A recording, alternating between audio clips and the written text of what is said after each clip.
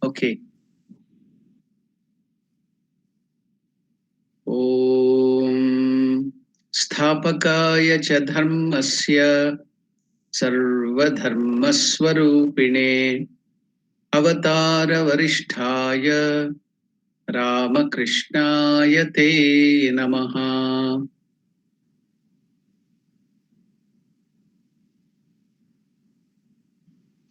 Namaskar to all of you. Welcome to the study of Ramakrishna, the Great Master. Now, we were looking at a short life of Mathurnath Babu. We shall concentrate a little on that and then proceed forward to the study of Great Master.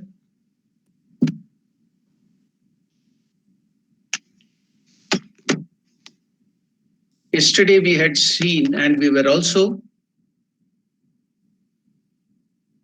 in the pilgrimage with Sri Ramakrishna to Devgar. So we all saw how the Ramakrishna order's first relief work was started by none other than Sri Ramakrishna himself. So how Sri Ramakrishna sat in between the poor tribals, so and telling that I will not go away until you serve them. Seeing Lord Shiva in them, Ramakrishna, the great avatara, told that he will be staying with them, serving them. So when Ramakrishna would not even come back to the Dakshineshwar or go to Varanasi, then we all saw how to please Sri Ramakrishna, Mathurnath bought so much of cloth and food materials and also oil to oil their hair. So maybe Ramakrishna might have served them physically, just like he used to do in Dakshineshwar, serving all the poor people, removing the leaf plates and other things. So then after that, Sri Ramakrishna and Mathur continued their journey to Varanasi. So we notice that whatever Karma Yoga we are following, whatever the relief work, wherever there is any problem now during the pandemic or coronavirus, Ramakrishna Sangha is doing so much of work everywhere. So we can see all this has started by none other than Sri Ramakrishna himself. So Ramakrishna has done that physically too. So the foundation for Ramakrishna order and the humanitarian work and everything has been started by none other than Sri Ramakrishna. We are all just following him. The great Yuga Avatara has started everything for us. He has shown the way, he has shown the path by which we can gain very quick progress in spiritual life. And yesterday we saw that great dictum, just like there are Mahavakyas in the Upanishad. So one of the Mahavakyas of Sri Ramakrishna given to us, because all the Mahavakyas were given by great rishis when they raised their mind to a very high level. But this Mahavakya is given by not an ordinary rishi, but a great avatara himself, raising his mind even to higher level, whereby he's telling, and Swami Vivekananda, the great Saptarshi or Shiva Avatara himself, proclaiming that today Sri Ramakrishna has given us the highest practical Vedanta. And what was that? Dayanoi Seva. It's not sympathy, it is not compassion to living beings, but service. What kind of service? Shiva Jnane Jiva Seva. So performing the service to the living beings, seeing Lord Shiva, Shiva Jnana. So now Mathur and his party, they all started moving towards Varanasi after having the darshan of Lord Vaidyanatha in Devgar. But there was one small mishap on the way. So though it is a mishap and there will be some problems, we are also moving, all of us are now moving with Sri Ramakrishna and Mathur to Varanasi with him. We are also a part of it. We will have a little fun with a little difficulty of Sri Ramakrishna. What is that fun we are going to have now? I think many of us have also undergone this experience. Let us see what Sri Ramakrishna experienced. Along the way, however, there was one slight mishap. At a station near Varanasi, while approaching near Varanasi, Sri Ramakrishna and Hriday got off the train for a few minutes. But before they would come back to the train had left the station. And Mathurnath and not Mathurnath, it was Hriday and Ramakrishna were left behind there in the station. They were not in the train. Without them, Mathur became very upset. He was very anxious. Now what is to be done? He sent a wire from Varanasi that they should be sent there by the next train. But soon afterwards, an official of the railway company happened to come there by a special train and cordially offered them a ride with him to Varanasi. So Ramakrishna missed the train, like many of us also would miss the buses and trains and other things. So Ramakrishna has missed the train here with Hriday Ram. He had got down and then he forgot everything. Maybe he was thinking of God and forgot the train. So the train left him. But can Mother Kali keep quiet? She has to be always taking care of Sri Ramakrishna. even though the arrangement was done by Mathur, but Divine Mother Kali had her own plans. What happened? Soon afterwards, an official of the railway company happened to come there by a special train, and he cordially offered them a ride with him to Varanasi. Mathur, now in Varanasi, in Kashi, rented 2 houses on the Kedar Ghat. Now, if you go to Varanasi, it is on the bank of Ganga, and 2 rivers are flowing on either side of the Varanasi, and it has given the name Varanasi because of these 2 rivers. What are those 2 rivers? Varuna and Asi. Asi and Varuna. Because of Varuna and Asi, then Kashi gets the name Varanasi. And because in the mouth of the villagers and the people who are uneducated, Vakara becomes Bakara, then it is cut short to make it easy of pronunciation. So Varanasi became Varanasi, then Banaras. So that's why Kashi also gets the name Banaras. It has come from the original name Varanasi, Kashi. Now, on the bank of Ganga, there are many temples of Lord Shiva, Bindu Matava, and Divine Mother, and so many temples are there. So now the steps leading to Ganga, for the devotees to go and take bath in Ganga, all those steps which have been maintained by so many kings, so many other rich people to do the service of the Lord Shiva and his devotees, is named as Ghat. So that which is near Kedareshwar temple, just like in Himalaya, there is one very famous Kedareshwar temple of Lord Shiva here also. So from there, for a long distance, whatever the steps are leading towards Ganga, it is called Kedar Ghat. It comes from the Sanskrit word Ghatta. So Ghatta, and that is now pronounced as Ghat. So now Mathur and all others, they rented 2 houses on this Kedar Ghat near Kedarnath temple in Varanasi. Now here Kedarnath temple is very, very famous. We should know that Kashi is a very special place. They tell that Kashi is not on the earth just like any other land mass we have. The belief or the claim is that it is the city in which Lord Shiva lives, and it is on the Trishula. We all know Lord Shiva is a trident. So this Kashi is resting separately on the trident. Even when there is Pralaya, the whole universe is destroyed, they tell the belief is Kashi will be still there. It will not get destroyed. It is separated from the earth. It is on the trident of Lord Shiva. Then we all know that everybody knows in Hinduism that anybody dying in Kashi will get sure liberation. Anybody, whatever might be the sins you might have committed, whatever might be his personality, if he gives up his body in Kashi, he is going to get liberation surely. So these are all the beliefs. And another belief is that if you go to Kashi, as you enter, you get the Kashi that was earlier a small city. Now it has become a very big city.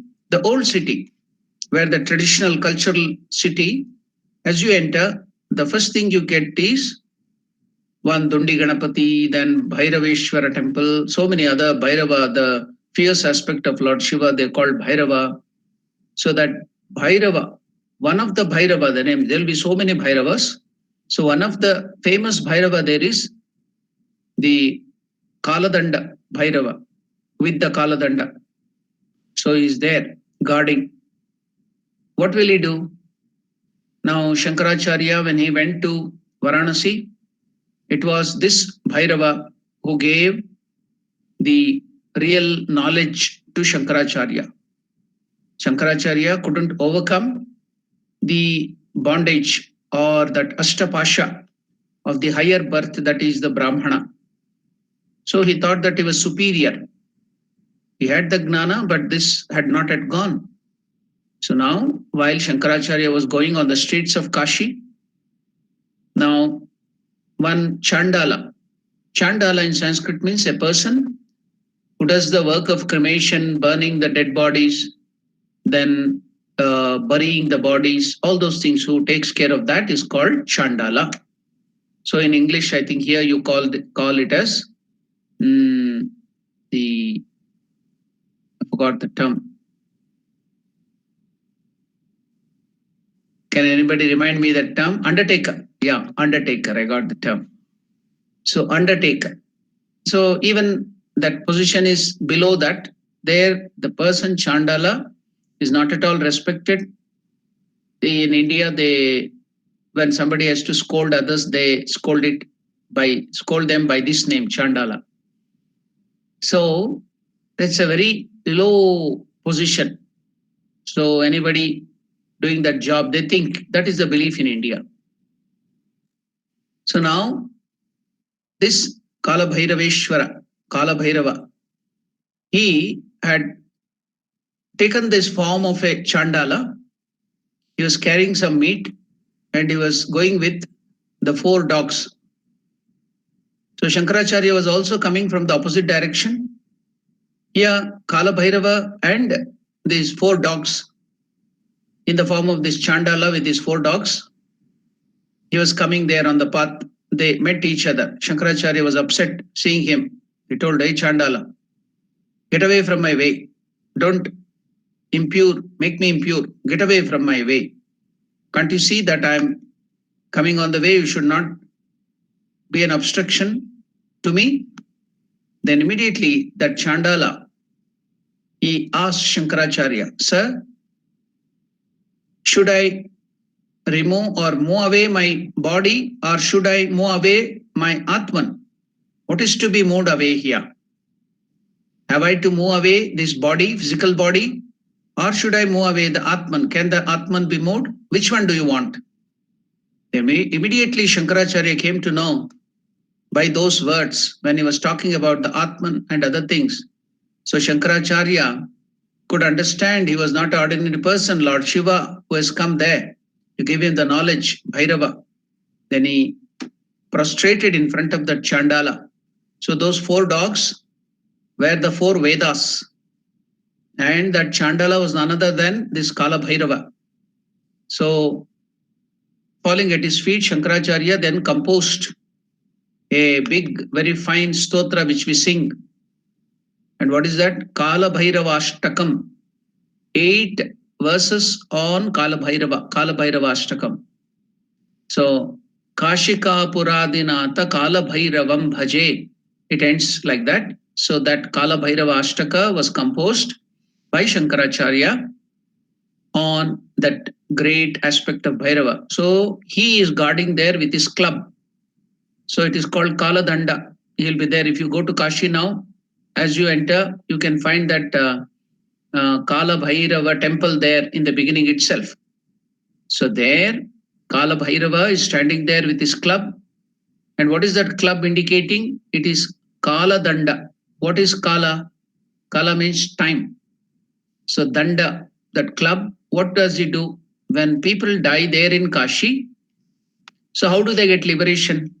So it is this Kala Bhairava who will make that person, suppose a person who's going to die in Kashi has some certain karmas, just like Prarabdha karma, then Agami karma, then he has the Sanchita karma, so much of karma. So now what will this Kala Bhairava do? He will make that person who is going to die in Varanasi undergo all that karma within a very short span of maybe 5 minutes or 10 minutes. He will condense all those karma. That is the logic.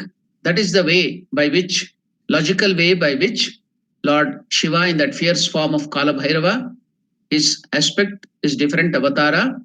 So he reduces, it is not reduction, the time is condensed.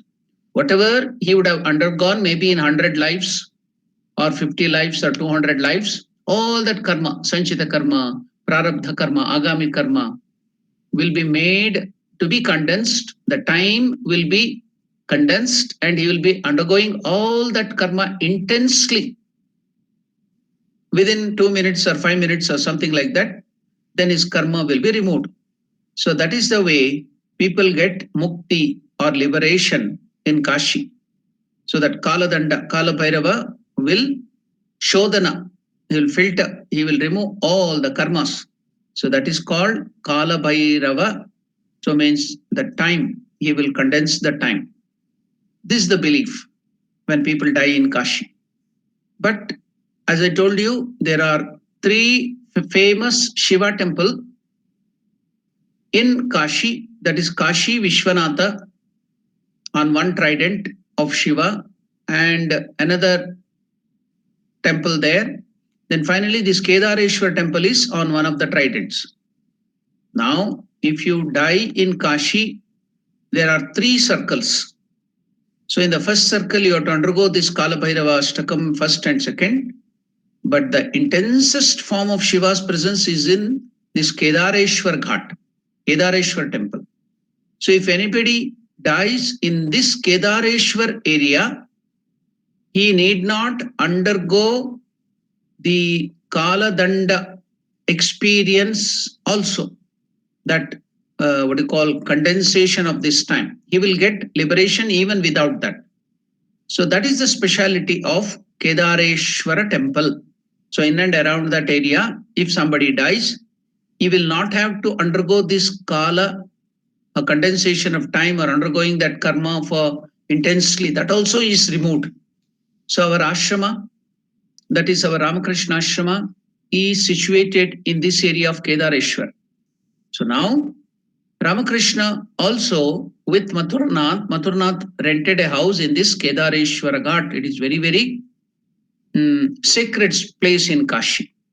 So now we have to know that Ramakrishna and Mother Sharda Devi used to tell the real or the original Kedareshwara is in Himalayas. There is one famous Kedarnath temple near the, and our Shankaracharya has also established one, his Shankara Matha, Joshi Matha near this temple. It's very, very popular. It's a very mukti, mokshadayaka. Whatever we tell Char Dham in Himalayas, Kedareshwar, then Kedarnatha, then our Badrinatha, then Gangotri, Yamunotri. These are the four places where you get that Mukti Kshetra. But Kedarnath is the very famous place. So Ramakrishna used to tell, if you come and have the darshan of Shiva in this Kedareshwar temple, then it is as good as having the darshan in Himalaya, that is Kedarnatha in Himalaya. So it is very, very difficult, arduous task to hike and walk, trek in the Himalayas and go there. It is very, very difficult task. In olden days, it was much more difficult. Now vehicles can go up to a long distance. Even then we have to walk some 13 or 15 kilometers. Trekking has to be done. So in the Himalayan ranges with that cold and all those things. So I have been there. It's a very famous temple. So I think if possible, tomorrow I'm going to tell you about the story of Kedarnath. But today we have talked about this Kedarnath area. Tomorrow in the sense in the next class. So now Ramakrishna and Mathur and Hriday and all that troop, more than 125 people, they rented 2 houses on this Kedar Ghat near the Kedar temple in Varanasi and lived there in a royal style. Whenever Mathur went out to visit the temples, a servant would hold a silver umbrella over his head, regal umbrella. That means a king is now coming in procession. A regal umbrella. Then a servant would hold a silver umbrella over his head, since he knew that Sri Ramakrishna might fall while going away into ecstasy. Mathur thoughtfully arranged to have though all the other people would walk in Varanasi, Mathur made arrangement for a palanquin, because Kashi and North India, it's very, very hot. The temperature is very hot. You can't come out in summer. So you may have the heat wave or sunstroke, and you may also pass away. That is the extent of heat. It will be more than 48, 49 degrees, 45 degrees, 50 degrees. So, so that Ramakrishna should not be feeling suffocated or feeling very difficult in that hot sun. Though all of them were walking and going there to the temple, different temple, Mathurnath thoughtfully arranged to have a palanquin to carry Ramakrishna so that he could visit the temples with ease. One day, Mathur gave a feast to the local Brahmins and also presented them with gifts. Now, Master's observation is very keen. Ramakrishna is watching what happened there. Ramakrishna noticed how those pandits, those priests, quarreled among themselves for petty things to get that presents. They were quarreling, fighting with each other, seeing their mean-minded, petty-mindedness. Ramakrishna was watching. Now the master noticed how those pandits, the Brahmin priests, quarreled among themselves for petty things. Mathur also began indulging in worldly conversation with another landlord. Now he met his own friend, other friends there, landlords. So now this person is also a landlord, a rich man. He's like a king. So all they befriended him. So after coming to Kashi, instead of thinking of Lord Shiva, instead of focusing on something spiritual, coming to this pilgrimage center, Mathurnath also started conversing with another landlord on worldly things. So one of the things, the priests, the pandits there are quarreling for the gifts, and Mathur is now began indulging in worldly conversation with another landlord. All this worldliness greatly pained Sri Ramakrishna. Even coming to the pilgrimage center, you people are doing like this. You should have taken the advantage of the pilgrimage center and thought of Lord Shiva and intensely have spiritual progress. Instead of that, you are indulging in worldly conversation and wasting your time and quarreling for the gifts.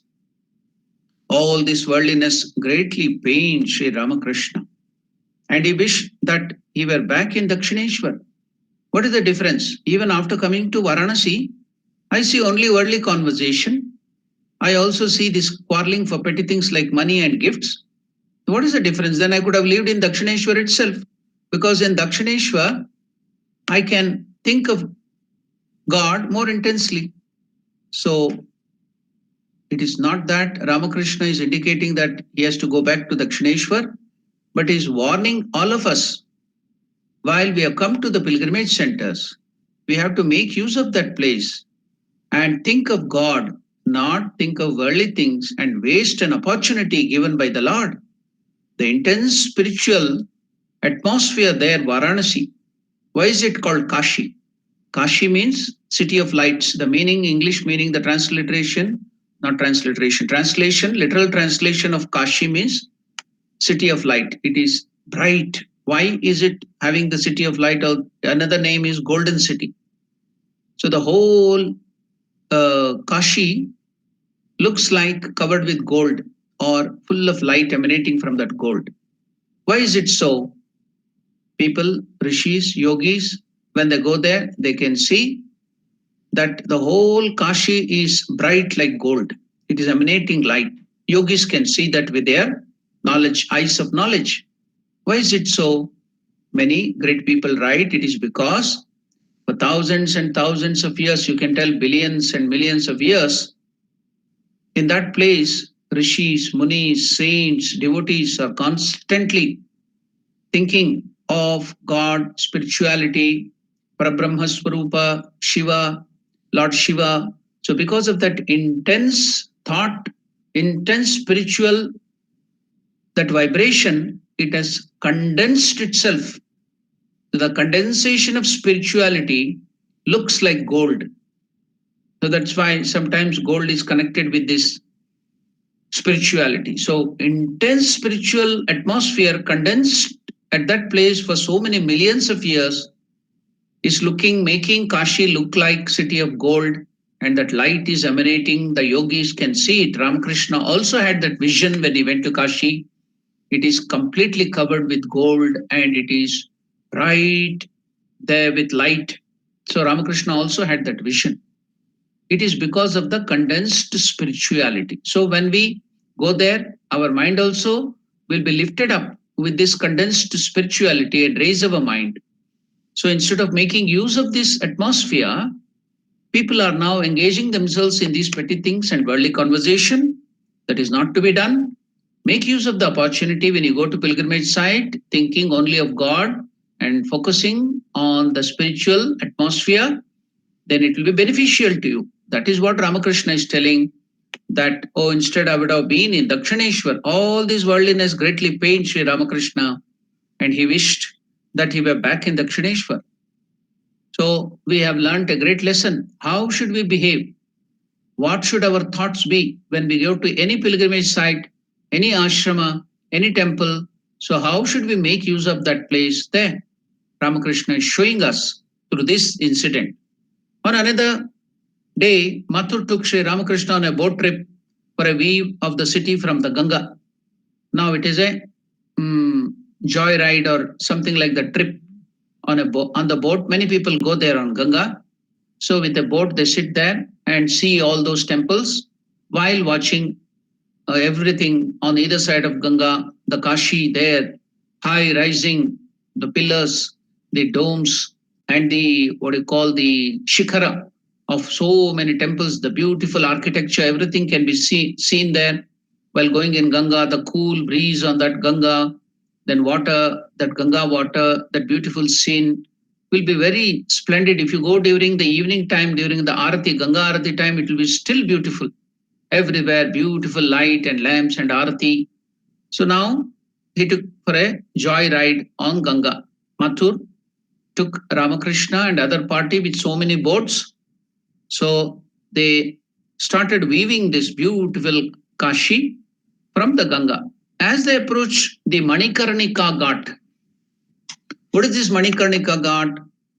So this is the place, the Ghat, Manikarnika Ghat in Kashi, where there are so many places in Kashi, but this is a very popular spot where people who want to come and die in Kashi after their death, they will burn, they will do the cremation here at this place. The whole Kashi is called as Mahasmashan. Maha means great, Smashana means graveyard. So this particular, what you call the Manikarnika Ghat is very popular there. So at a given point of time, there will be more than 30, 40 or 50 corpses being burnt there. Regularly by boat and other vehicles, they will be bringing even bodies dead somewhere else to be burnt here so that they may get little punya if they burn their body here in this Mahasmashan. So they come to this Manikarnika Ghat. So constantly that smoke will be emanating here. 40, 50 bodies will be being burned. Constantly people will be burning here the dead bodies. So that is called Manikarnika cremation ground. So other than that, there are so many other cremation ground like Harishchandra Ghat. Harishchandra Ghat has got the name because while King Harishchandra, to keep up the truth, when he was tortured by Vishwamitra to tell a lie, make him tell a lie. He would not give up truth for any cause. He lost his kingdom, everything. Now he had to pay a huge debt to Vishwamitra. So all his kingdom was mortgaged or given to Vishwamitra. So now this King Harishchandra was a great devotee of Lord Shiva. He came to Kashi to work there and get money and give back the debt to Vishwamitra. So always this city of Vishwamitra doesn't belong to any king outside. Even the whole big emperor of India will not have control over Kashi. It only belongs to Lord Shiva. Shiva is the king here, emperor. And there will be a separate king, Kashi Raja is called, to look after the affairs of Kashi. So that is the arrangement from time immemorial. Nobody can, take control of Kashi. It will be Kashi Raja only under the direct stewardship of the great Lord Mahadeva Shiva. you may be knowing in Mahabharata war also, in the Bhagavad Gita, the first chapter, it comes in the Bhagavad Gita, first chapter, Arjuna Vishada Yoga, Kashi Rajascha Viryavan. So Kashi Raja also had participated in that Mahabharata war. He took sides on one of the party and he came to do the war. So Kashi Raja will be always there. Now, our Harishchandra came here to do some work there or get the money and then give back to our Vishwamitra. So Lord Vishwanatha was very compassionate to help our Harishchandra. He helped him to get the money and clear him out of that debt of Vishwamitra so that he will stick on to the truth. So that vow that he will never give up truth for any cause. Shiva helped him in Kashi. So at that time, this Harishchandra sold himself. The Lord, the Emperor, he was the Emperor of whole of India. He sold himself for some amount of money to give back the debt to that Vishwamitra, and he sold himself as a slave to one of the leaders of these Chandalas, who will be the leader, the head of that group of undertaker. So Veerabahu. So he started working as a undertaker under this Veerabahu in Kashi. So he was looking after, he was burning the corpses. So he was ready to become a Chandala, to burn the corpses, who was a very great king. Why? To stick on to truth, not to give up truth for any sake. He was ready to sell himself. He sold himself and did the work of an undertaker, burning the corpses here. So that area or the graveyard, cremation ground where Harishchandra was doing that job is called Harishchandra Ghat. So you can see that in Kashi. Now Ramakrishna was taken there for a joyride on the Ganga in the boat. Mathur and other people were coming there with Ramakrishna on the boat. When that boat came towards that Manikarnika Ghat, where a lot of corpses were being burned, then Sri Ramakrishna had a very beautiful vision. It will thrill. You will have goosebumps when you hear that. What was that vision? Beautiful vision Sri Ramakrishna had there.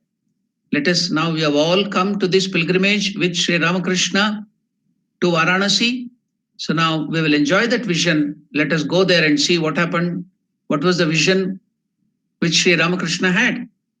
Now, on another day, Mathur took Sri Ramakrishna on a boat trip for a view of the city from the Ganga.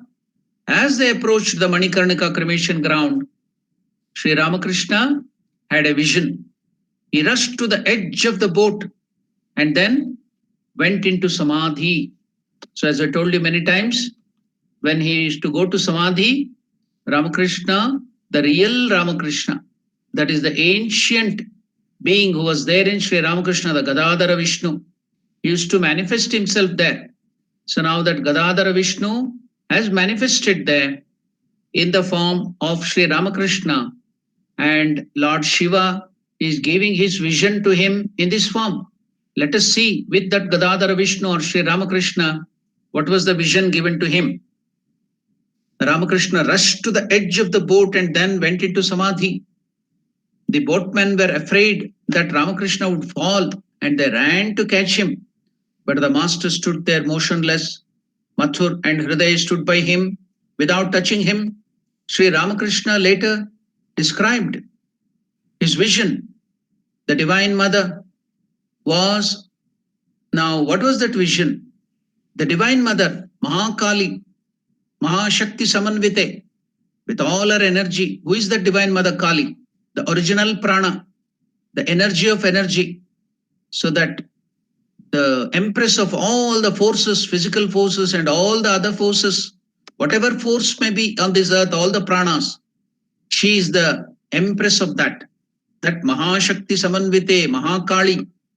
So the Divine Mother Kali was sitting next to the funeral pyre, untying the knots, that is the bondages, the pasha, which is binding us, all the bondages which is binding us to this world.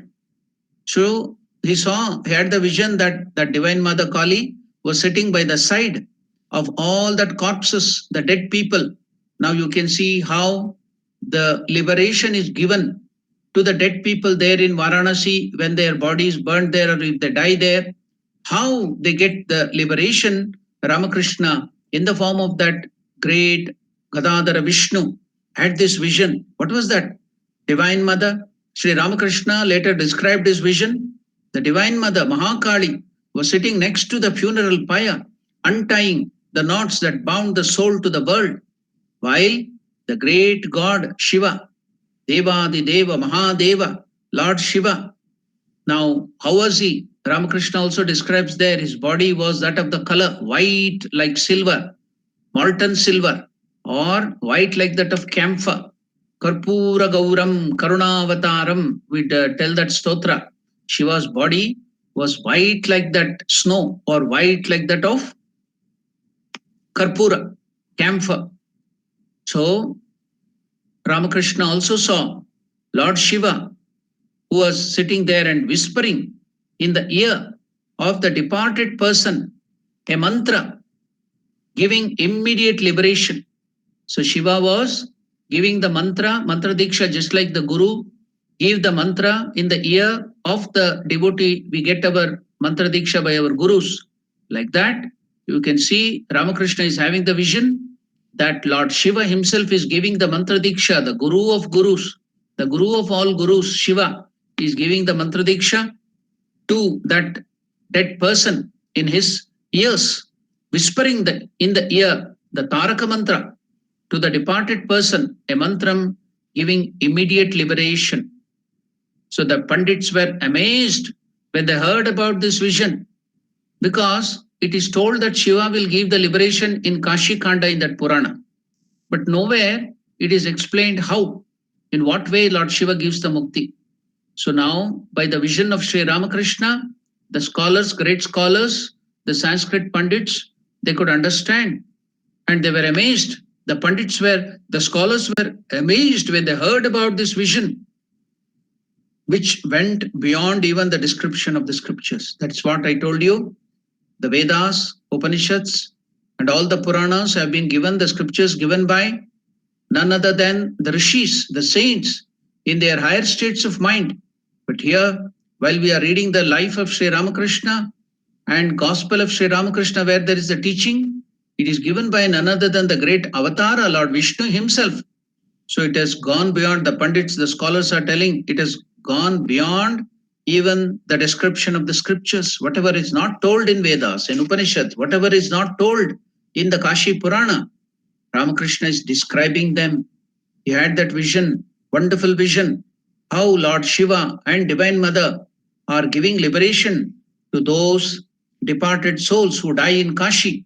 So now we can understand the secret why people want to go and die in Kashi, in Varanasi, how they definitely, surely get liberation if they die, give up the body there. So how the Lord gives the liberation can be seen here. Now, after a week in Varanasi, the party went to Allahabad. Now, it was original name was Prayaga. So Brahma did that yaga yajna there. So the first yaga, the greatest yaga,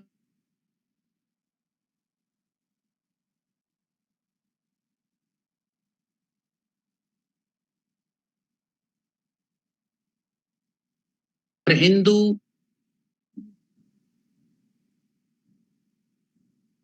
pilgrimage sites, when the Musalman invaders came in Ayodhya and so many other people who destroyed the Kashi temples of Shiva and Mathura, Krishna's birthplace, and Vrindavan was razed to grounds by Aurangzeb. And this place, Prayaga, also was destroyed. And they renamed it as Allahabad. Now, after Yogi Adityanath taking as the chief minister, he has renamed it as Prayagraj. So earlier, the Musalman invaders had named it as Allahabad. Now it is renamed as Prayagaraja. So from now onwards, we will call this place not as Allahabad, but as Prayagaraja. So party went there to this Prayagaraja for a few days and bathed in the holy confluence of Ganga, Yamuna, and Saraswati. So because the three rivers, Saraswati Guptagamini, she's underground, you cannot see her. But Ganga and Yamuna and Mother Saraswati, they make a confluence. Wherever there is a confluence of rivers, that's a very sacred place. And also, other than that, Lord Brahma, the creator, has performed the yaga, one of the big yagas. That's why it's called Prayagaraja. So many other special mahima are there here in this place, Prayagaraja. So Ramakrishna also came here. They took a bath in this confluence of Ganga, Yamuna, and Saraswati. That is called Sangama. Sangama means where the rivers join together. So now Swami Vijnananandi, one of the direct disciples of Sri Ramakrishna, he was living in this place. He built an ashram also. Now we have that ashrama there in Prayagraj. When our Vijnananandaji was taking bath in this confluence, he had a vision whereby Mother Ganga, a divine mother, a woman, a divinely woman, came out of that Ganga with 3 braids. Generally, we see that mothers have either 1 braid or 2 braids. But here, Mother Ganga gave the vision to Vijnananandaji with 3 braids, indicating that 3 rivers are getting confluence here, Ganga, Yamuna, Saraswati. So the Divine Mother gave the vision with 3 braids to Vijnananandaji. So Ramakrishna and all the others had the bath. They came to this place, which was earlier called Allahabad. Now it is Prayagaraja. Now we will come to the study of Sri Ramakrishna's sadhana. What is that? The sadhaka life, spiritual aspirant's life, where Sri Ramakrishna performed the sadhana in Vatsalya Bhava. Yesterday, we have seen so many other things in this spiritual aspect of Sri Ramakrishna's life.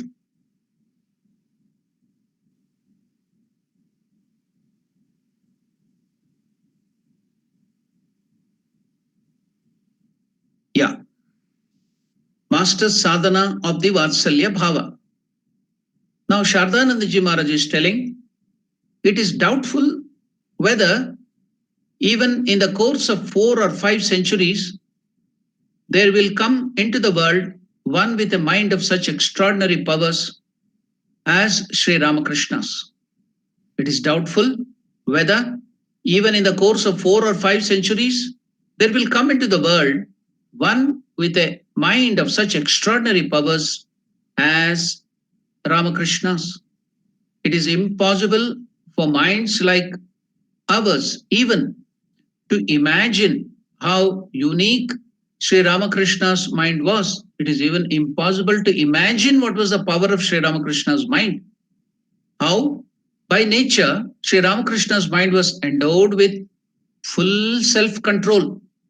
So if we want to learn what Sri Krishna tells about self-control, Indriya Nigraha in Bhagavad Gita, we can understand with the mind of Sri Ramakrishna because it had perfect self-control and perfect retentive memory. So memory was also perfect. So perfect retentive memory and perfect self-control. How it was devoid of all evil traits and how its extraordinary longing for the Divine Mother's vision, which displaced even the need for such vital concerns like food, sleep, heightened its natural power and insight. We have already said that the service of Divine Mother in the temple at Dakshineshwar was not in any way adversely affected by the demise of Rani Rasamani. Her successor Mathur, to whom Sri Ramakrishna was as dear as life, Pranasya Pranaha. I think we don't like anything in this world other than our own prana. So the most highest thing which we like in this world is our own prana. So for Mathurnath, Ramakrishna was more dearer than his own prana. So, successor of Rani Rasmani Mathur, to whom Sri Ramakrishna was as dear as life, was not only not averse to spending the stipulated amount in her service, but generously spent unusually large sums of money in addition at the master's behest. Whatever Sri Ramakrishna used to tell, Ramakrishna would never use that money on his personal things, his selfish things. Just like we can see, he made Mathur to do that relief work to help those poor people there in Devgar, give them food, give them cloths, give them oil to hair, and all those things, how Ramakrishna made them. So used to make use of the money of Mathur, telling that you are a steward of Mother Kali. Everything belongs to Divine Mother Kali. So you are only a trustee. So used to tell him, do this, and Mathur would very willingly do it. He would never hesitate. He himself was a conjuse, a stingy man, but he would not spend on others. But if Sri Ramakrishna would tell something, immediately he used to follow. He was so obedient to Sri Ramakrishna. At master's behest, large sums of money would be generally spent with whatever Ramakrishna used to tell. Besides performing the services of the deity, he was greatly fond of serving holy men. For owing to the teachings of Sri Ramakrishna, Mathur, who had taken refuge at his feet, looked upon devout holy men as the veritable images of God. Because of the influence of Sri Ramakrishna, he used to also revere all the holy men who used to come there to Dakshineshwar. Therefore, when the master asked him to make arrangements of offering to sadhus, to the monks, to the vagabond monks, who would not stay at one place, they would be moving from temple, from pilgrimage sites to another pilgrimage sites. They would not stay in one place more than 3 days, because the water which is always flowing will be clean. A water, if it gets stagnated, it becomes dirty. So the sadhus would think, if you stay in one place, your mind will get attached to that place and it would become impure. That's why they don't stay at one place, they go on moving from one pilgrimage site to another pilgrimage site, thinking, meditating on God and doing all the religious work. So that is all they do. And they get their food and other necessities by begging and by alms. So people like Mathur, everywhere, all over India, whenever they see the monk, they help them, they give them food or whatever little basic necessities they have, like water pot or some basic necessities like cloth. So such things will be offered to them. So now Mathur also used to do that. So what would Mathur do now? Therefore, when the master asked him to make arrangement for offerings to the sadhus, articles of daily uses like simple clothing, then blankets, because the winter will be severe. So during the winter, they have to protect their body with blankets. So clothings, blankets, water pots, so that they'll be roaming everywhere. They need water to drink, basic necessity. So water pots, kamandalu, will be given to them. That will be used for many purposes. So everything, that one water pot will be their water can, doing the religious work, keeping water for God services, even for their ablution, taking bath, and even for brushing teeth and cleaning their face, everything that water pot is used, even for toilet. So one, all in one. So these are the basic things they have. Water pot is used for everything for sadhus, basic minimum things. So now he's providing blankets, simple cloths, water pots, and other necessities of daily use. So besides food, food was also given. Mathur purchased and stored all of them, all of these things in a room. One separate room was there under the what you call guidance of Sri Ramakrishna. Mathur purchased all these things and stored in one room. Separate room was kept with the full capacity so that they might be available for distribution to holy men at any time and in any quantity to their full satisfaction. Now, Mathur told his officers, all the people who are working in the under Mathur in that office of Dakshineshwar. He had told all the officers that the articles in the new store should be distributed. Even if I am not there, it should be distributed according to the guidance of Ramakrishna's orders. So whatever, whenever Sri Ramakrishna tells, all those things has to be distributed. Suppose I have gone out somewhere, I could not come to temple. So if Ramakrishna tells anything, immediately all those things should be given and it should be performed as Ramakrishna's orders. Again, when he came to know soon afterwards that a desire had arisen in the master's mind to serve the devout holy men of all denominations. There will be holy men, sadhus, monks coming to that pilgrimage site of different denominations, so many different denominations, Advaita sects of sadhus, Sri Vaishnava sects of sadhus with big namas. Then I think at that time the ISKCON was not there because it was after Sri Ramakrishna that La Prabhupada found out the ISKCON group of sadhus.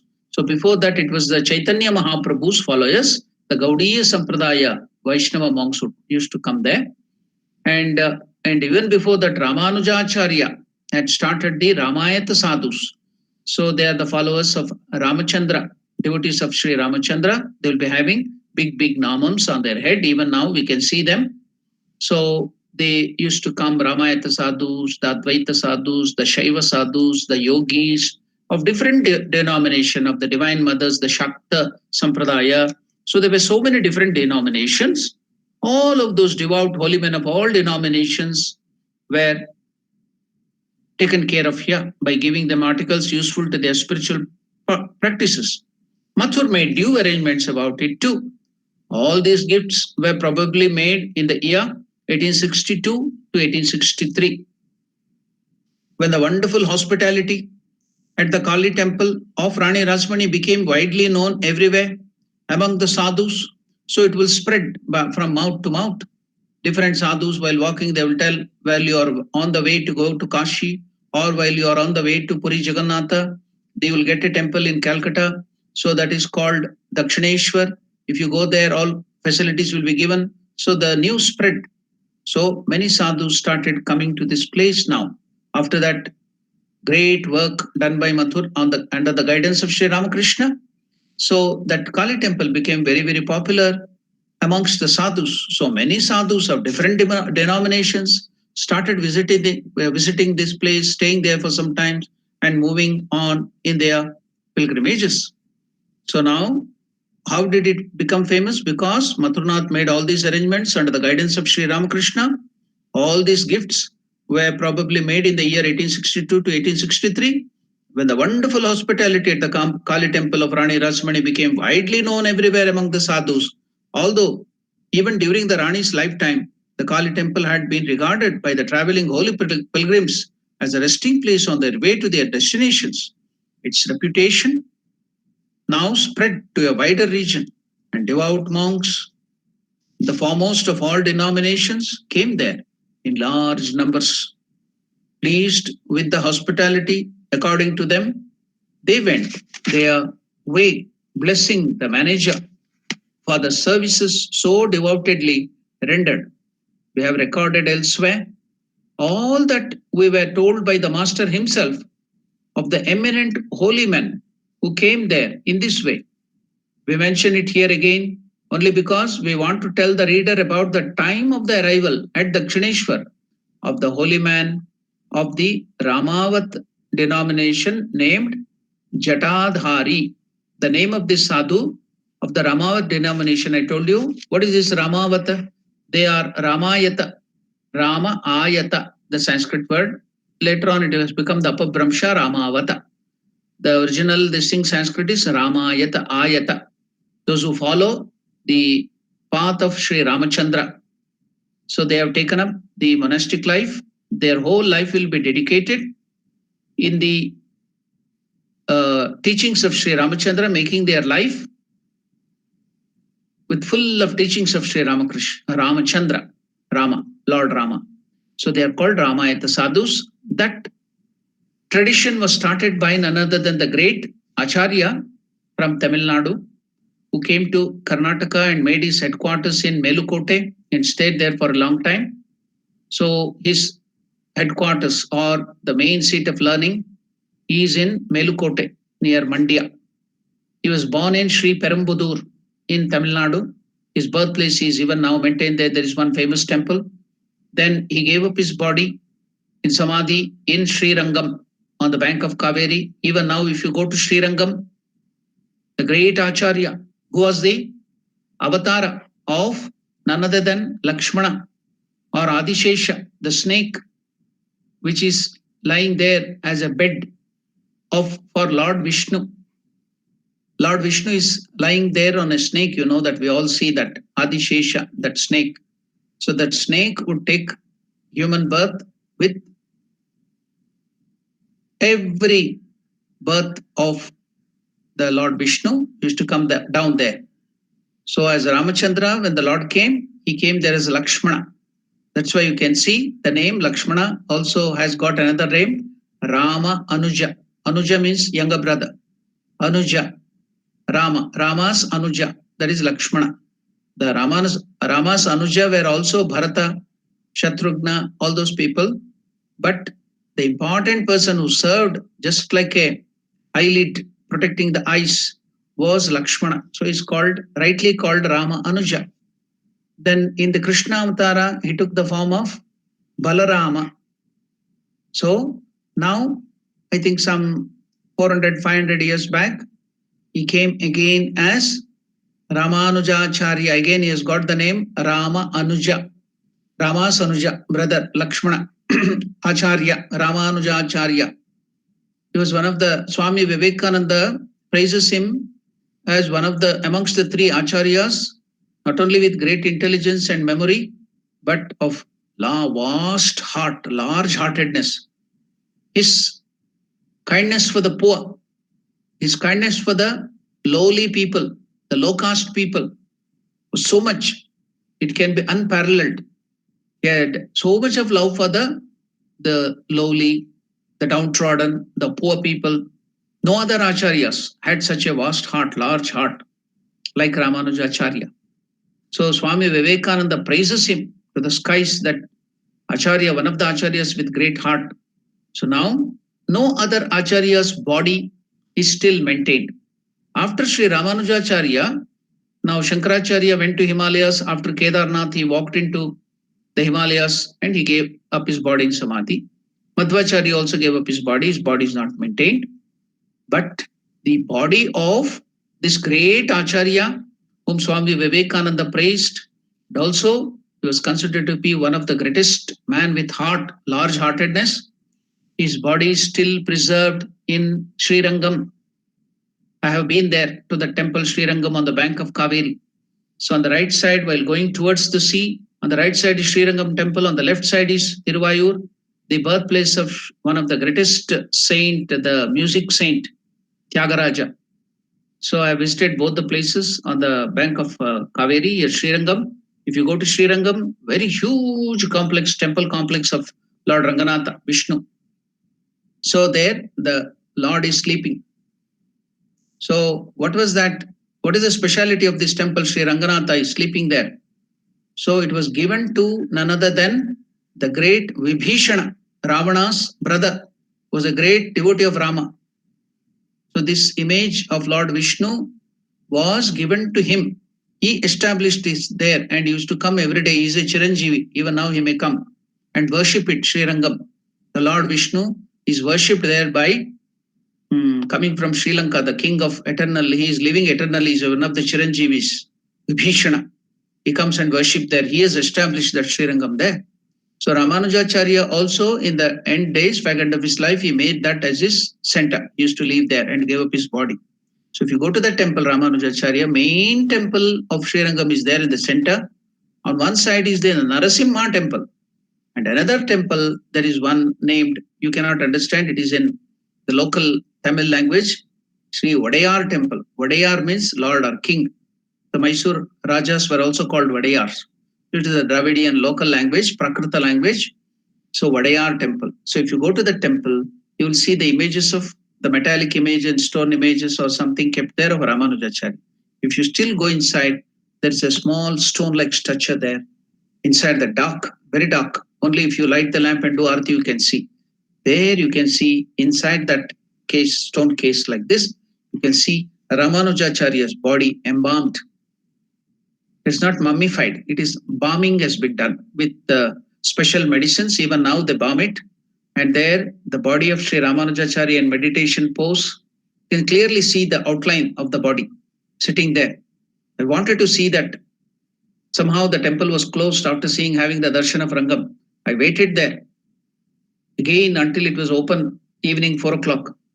So the priests, as everywhere, if you give them money or doing something, they will do special service. Otherwise, I was an ordinary monk. Maybe I was a brahmacharin at that time.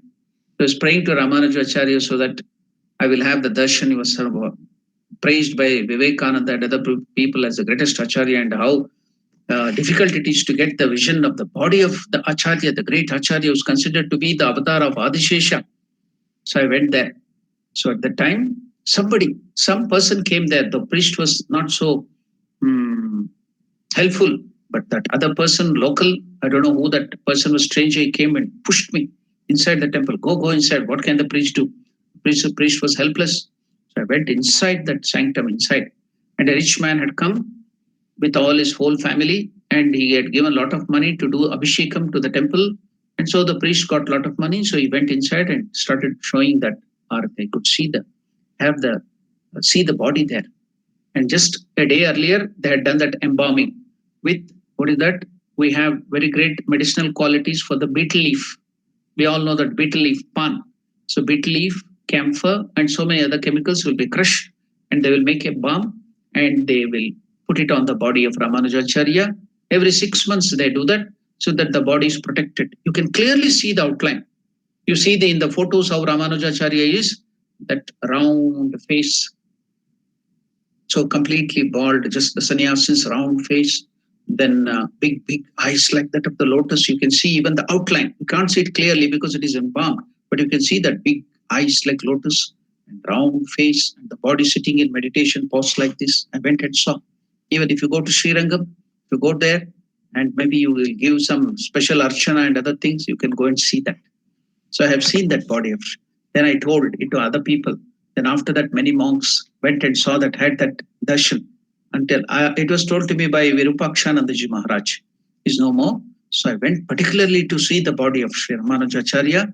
So that great sadhu, Ramanujacharya, Acharya, he started a denomination of sadhus, monks in North India. So under him, afterwards, another great Acharya took over, the Guru of Kabir. I think Ramananda Sagar, or some great Acharya in that lineage of Ramanujacharya, was another great Acharya who started this Ramayata Pantha. So he was the Guru of Kabir, great follower of Rama. So he developed that Ramayata sadhus as monks. Though it has come from, they have forgotten that it has, those people in North India have forgotten that it was started by Ramanujacharya himself. But nowadays, maybe due to some historical studies, they might have come to know. But it was Ramanujacharya who started it. So now the denomination of that Ramayata sadhus, now that Jatadhari, that monk of that denomination has come here. The literal meaning of Jatadhari is one who is having that Jata, that locked hairs like Shiva. Dhari is one who is having Jatadhari. So that may be the name of Shiva. But here, that sadhu has been given that name. His earlier name, or that name, was Jatadhari. So that sadhu's name is from the Ramayata denomination named Jatadhari, by whom the master was initiated in the mantra of Sri Ramachandra, Rama, and from whom he got the image of the child Rama. So he got the mantra from, earlier we know that he has done the sadhana according to the Dasya Bhava, like Hanuman, seeing Ramachandra as the master, Vadaya, master, and he as the Dasa, as the, servant. Now, this great Ramayata sadhu, Jatadhari, has given the mantra of Ramachandra not as a elderly Rama, but as a baby Rama, Ramalala. So if the baby Krishna is called Krishna Lala in Hindi, like that Ramalala in Hindi is baby Rama. So the Sanskrit word is Bala. Bala Ramachandra, Bala Krishna, Bala Rama. Bala means small baby or child. So Bala Ramachandra's mantra will be different with Bija mantras and other things, it will be different.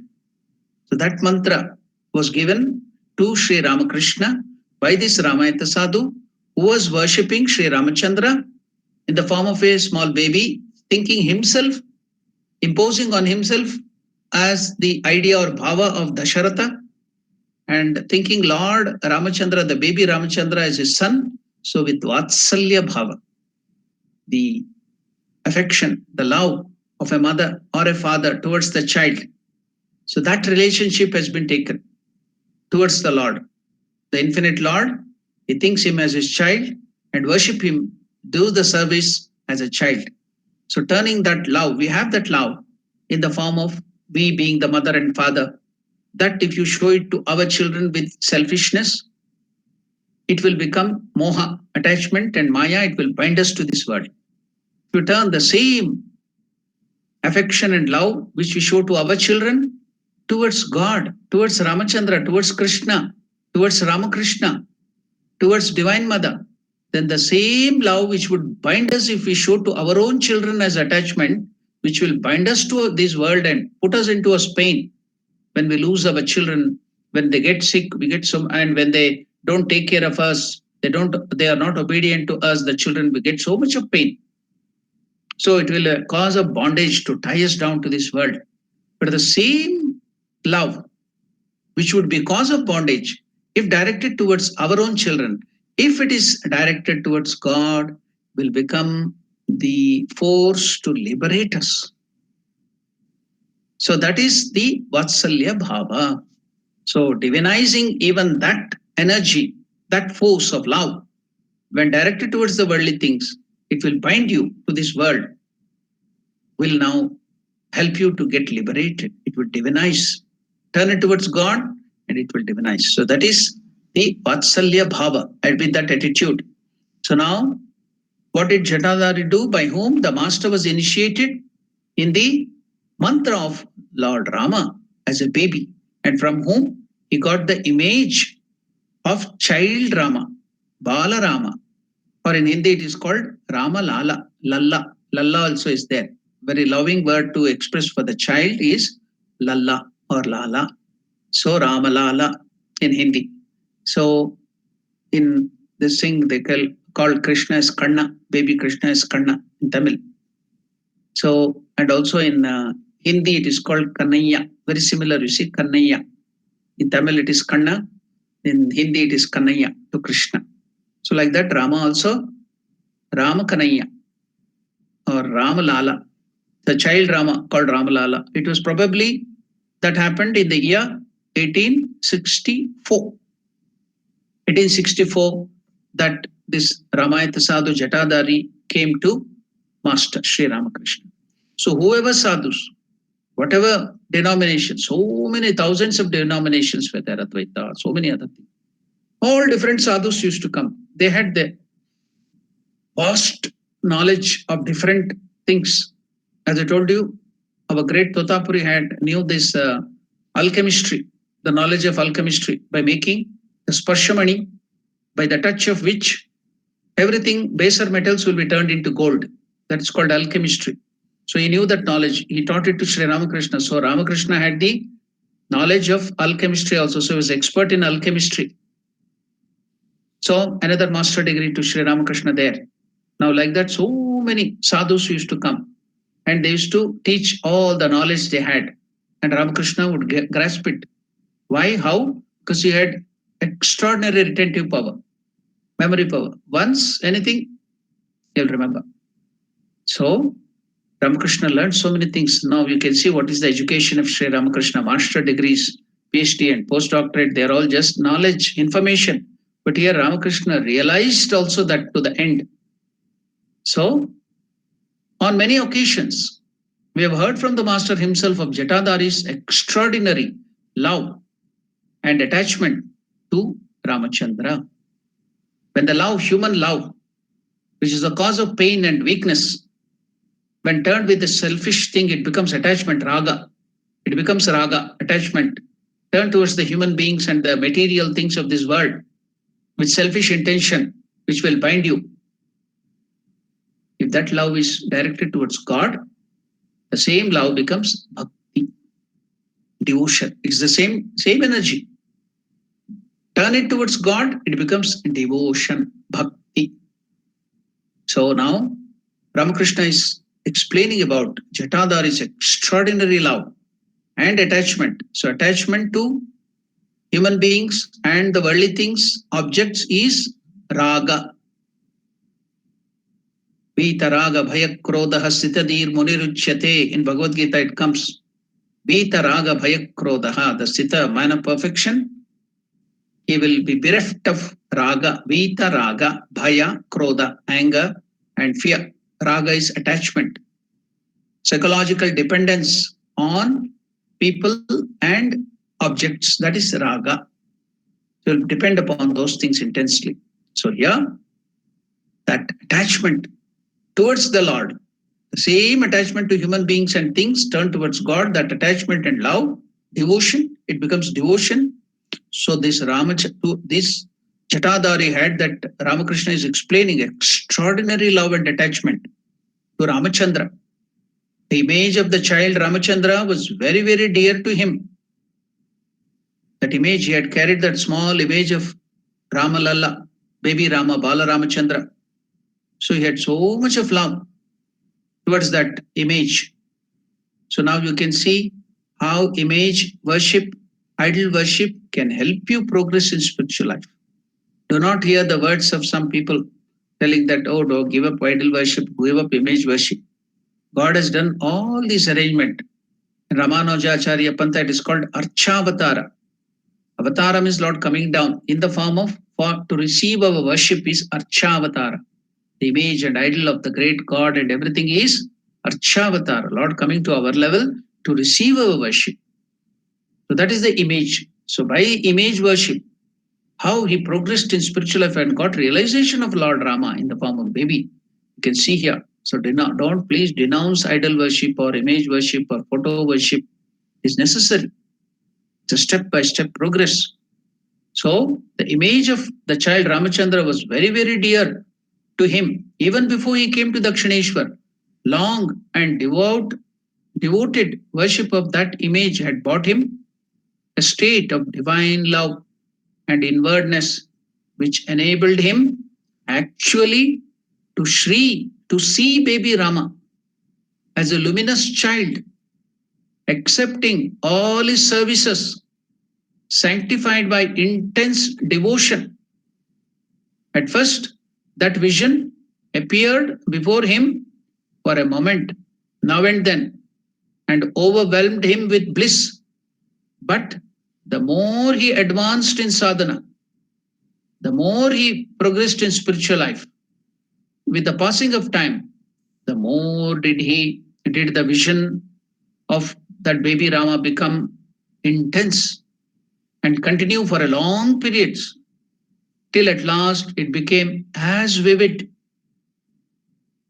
and continuous as ordinary objects of sights, etc. It became so real, not so real, that is the reality. Just like all this table and other things, objects of sight, hear, touch, feel, everything, he could do that. Ramchandra becomes, that baby Rama became so real to him. We'll go through that again. So now see, from the lower worship, the Vaidhi Bhakti, with Vidhavidhana, with also rules and regulation, how we get that love towards the Lord. As Ramakrishna is telling, you have to establish that relationship through different attitudes, the bhavas, we have told, the filial attitude, just like my mother, God as my mother, God as my father, Ramakrishna had that mother. Then Shanta Bhava, without enmity and in a peaceful way, Shanta Bhava. Then Sakya Bhava as your friend, God as your friend, like your chum, pal, comrade. Then the Lord in the Madhura Bhava as the lover or the husband, ourselves taking the attitude of the wife or the lover. Then there are so many other bhavas. So now that is the Vatsalya Bhava. God as my child, as my girl child, or my boy child. I am the father, I am the mother. This is the attitude. Vatsalya bhava. So now the relationship is to be established with God. Take up one relation, anything, whichever you like. You can mix them, you can combine them. Morning one attitude, noon one attitude, evening one attitude, or whichever attitude you like, you can continue that attitude. So have some relationship with God. Then your love towards God will become intense. You will progress forward in spiritual life very quickly. So Ramakrishna, through his sadhana, is teaching us all those things. We'll go through that, how Jatadhari developed that intense love towards Ramachandra. What a wonderful way. It is so thrilling.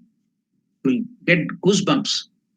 So even before Jatadhari came to Dakshineshwar, long and devoted worship of that image of baby Rama had brought him to the state of divine love and inwardness, which enabled him actually to see Sri Rama as a luminous child, accepting all his services.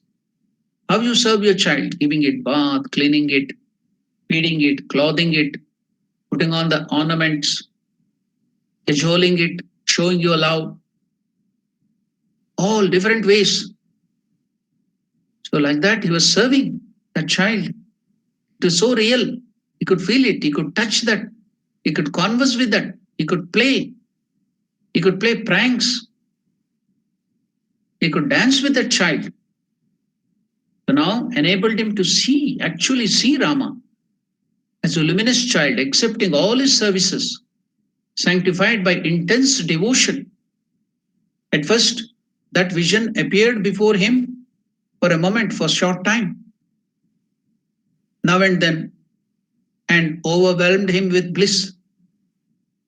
But the more he advanced in sadhana, the more he did his services. So I again and again, I'll remind you, what is devotion? Devotion is not static, some singing and expressing my emotions at that time and crying and just keeping quiet. No. What is the real meaning of devotion in Sanskrit? The root word from which devotion comes is bhaj sevayam.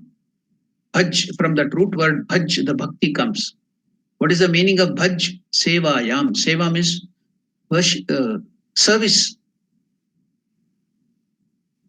Service. What did Sri Ramakrishna tell there? Not daya, seva. Daya is just static. Oh, should not have happened. Oh, pity on them, shame. Nothing should have happened to them. I pray to the Lord, let them. That is only static. But here, it is dynamic. So your love to God should be expressed in the form of your work. It should come to my day-to-day action. It should be manifested in my hands and legs and everything. Whole body. You should feel, you should work, you should serve. So that is bhakti. Bhakti is not just singing some devotional songs. It's also there. That's only a small aspect. The real aspect is service. Bhakti means seva. Loving service to the Lord is bhakti. Not static, it is dynamic. It should be showed in action. So now, as his services to the Lord, it became intense and intense. He saw Lord Rama as a luminous child accepting all his services, sanctified by intense devotion. So as you go serve more and more, many people ask me, how to Swamiji increase the devotion to the Lord? Is given here. How can I increase my devotion?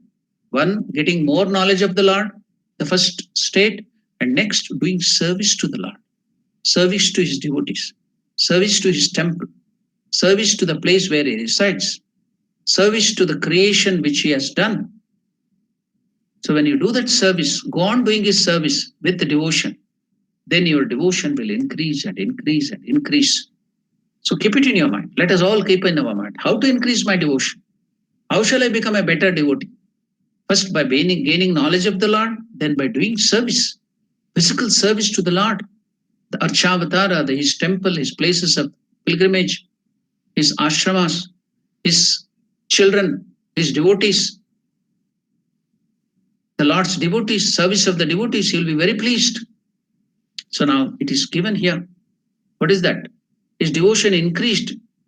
So his long and devoted worship of the image had brought him to a state of divine love and inwardness, which enabled him actually to see Rama as a luminous child, accepting all his services, sanctified by intense devotion. Devotion is becoming intense and intense because of his service, loving service. At first, that vision appeared before him for a moment, now and then, and overwhelming him with bliss. You know, in India, there is a practice when the child is born, they will look after him as either, if their family tradition is like Krishna, they will dress him up like Krishna. If in their family tradition they are following Rama, they will dress him up as Rama. If in their family tradition they are worshipping Shiva, they will what do you call the decorate and look after the child like Shiva. If in their family tradition they are worshipping Divine Mother, they will put that special what do you call braid with flowers and decorate that child with so much of ornaments, just like Divine Mother, and feel and think that baby child, girl child as Divine Mother. So like that, they will see in there. Anyhow, we have attachment to our children in the house. So turn them as, see them Lord in that child, the baby, the girl child or the boy child. If the girl child, see it as Divine Mother like Saraswati, Lakshmi, or Sharda Devi, or Mother Gauri or Parvati, whatever you like. Start treating the child itself. The progress of you in the spiritual life will be very forward and easy. So easy. Because it's your own child. Just only what you have to do is see the Lord in that. That's all. It's like a boy child, and like Krishna. Treat him, dress him like Krishna, decorate him like Krishna, bathe him like Krishna. Then that itself, whatever you have to do those work. Even otherwise, you have to do all those work. But if you just give a twist, attitudinal change, that itself will give you a thirst in spiritual life to push you. Go forward in spiritual life. So easy, made so easy. Anyhow, we are wasting our energy. If we do that in the worldly way, worldly attachment, that will be wasted. It will pull us down. Same thing, wasted energy. You have to do that work instead of wasting it energy. With simply change of attitude, just think that it is your Shiva or Krishna and baby and serve it. The same work you do now lift you up to higher spirituality. What? The spirituality is made so easy, and we don't make use of it. So now, at first that vision appeared before him for a moment, now and then, and overwhelmed him with bliss. But the more he advanced in sadhana, with the passing of time, the more did the vision become intense and continue for long periods, till at last it became as vivid and continuous as ordinary objects of sight are. Thus, established in loving spiritual contemplativeness. Thus, established in loving spiritual contemplativeness, he held loving spiritual contemplativeness. He had the child Rama for a constant companion almost. He had the child Rama as his constant companion, engaging himself. Not 1 second would be without Rama. Rama will be there, always moving with him, accepting his service. Whatever he prepares, the food or whatever he eats, he feeds first to Rama, carries Rama, baby Rama in his arms, carries baby Rama on his shoulder, walks with him, go with him, give him the bath, take him to the river, give him the bath, goes to the fruit tree, brings the fruit to him, make him climb the tree. So that every second he is with Rama. Rama, Rama, Ramamayam. Everything has become Ramamayam. So thus established in loving spiritual contemplativeness, he had the child Rama for a constant companion almost, engaging himself daily in the services of that image of Ramalala, by means of which he had come to realize the divine vision in his life. Jatadhari traveled at pleasure to the various places of pilgrimage in India and now he came to Kali temple at Dakshineshwar in the course of it. With that child always with him, enjoying the bliss of presence of Sri Ramachandra as the baby, thus established in that loving spiritual contemplativeness, he had the child Rama for a constant companion, engaging himself daily in the service of that image of Ramlala, by means of which he had come to realize that divine vision in his life. Jatadhari traveled at pleasure everywhere, whatever he do, wherever he goes, any difficulty, it was just pleasure for him because no difficulty is a difficulty for him because always Ramachandra in the form of that baby is residing with him. Everything is pleasurable. Everything is joyful. So, constant companion, by means of which he had come to realize that divine vision in his life. Jatadhari traveled at pleasure, pleasure, bliss everywhere to the various places of pilgrimage in India.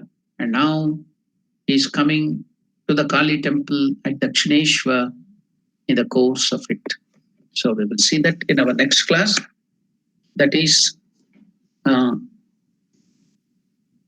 next Thursday and Friday.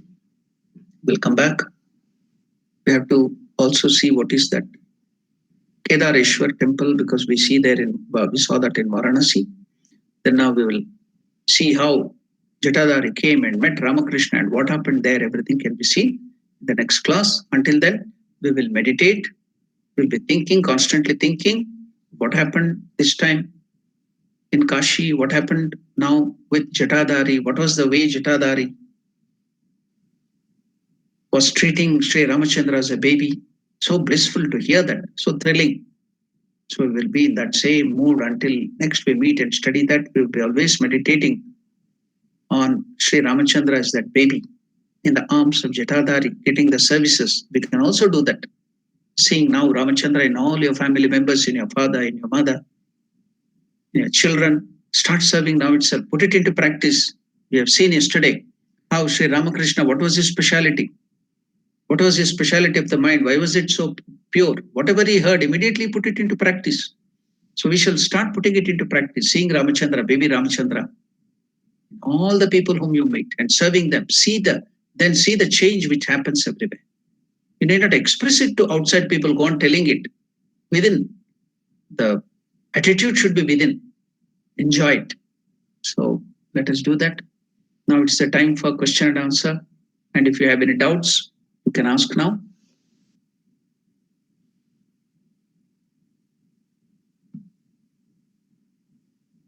If you have any doubts, if you have any questions, you can ask now.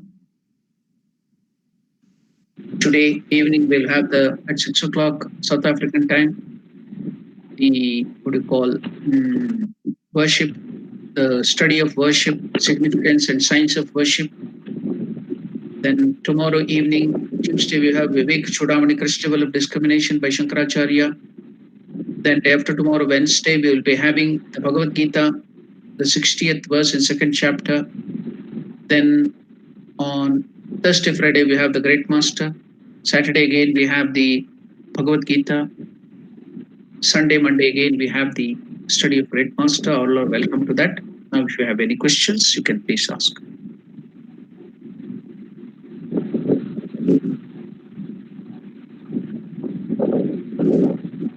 Any questions, any doubts?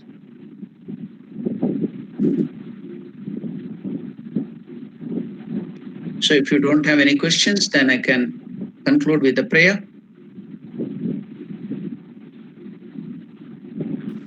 Thank you, Maharaj. Okay. Om Priyatam Pundarikakshaha Sarvayagneshwaro Harihi Tasmin Tushte Jagat Tushtam Prenite Prenitam Jagat Harihi Om Tat Sat Shri Ramakrishna Arpanamastu.